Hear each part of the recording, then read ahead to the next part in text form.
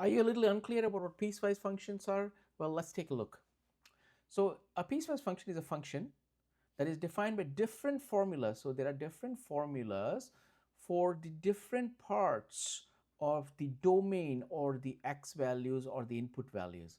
Okay, so let's take an example. The common example is the absolute value function. F of x is absolute value of x. We know from the definition of that it's either equal to positive x when x is greater than or equal to 0. So in this case, you see when x values are greater than or equal to 0, then you have the f of x is this particular line.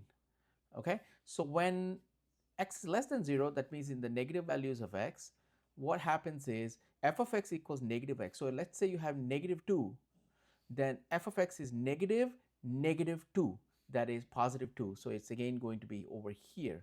Okay, so that's basically a piecewise function which has different formulas on different parts of the x values. So you see, notice here the different formulas on different parts of the domain. And one of this also to notice is one is greater than or equal to, so and here is less than 0, and we'll come to that in just a minute. Okay, all right, so let's take another example. In this case, we have f of x is x plus 3 if x is less than 1. So less than 1, so this is 1 right here, less than 1, all the values less than 1, this is represented by this graph x plus 3, which is this line right here.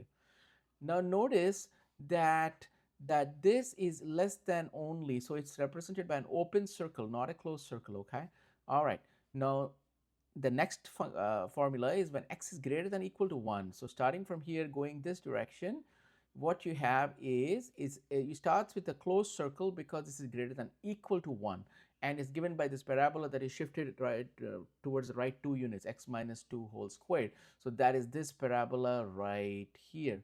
Okay, so that is this piecewise function represented by two different formulas. All right, so let's go ahead and take another example real quick.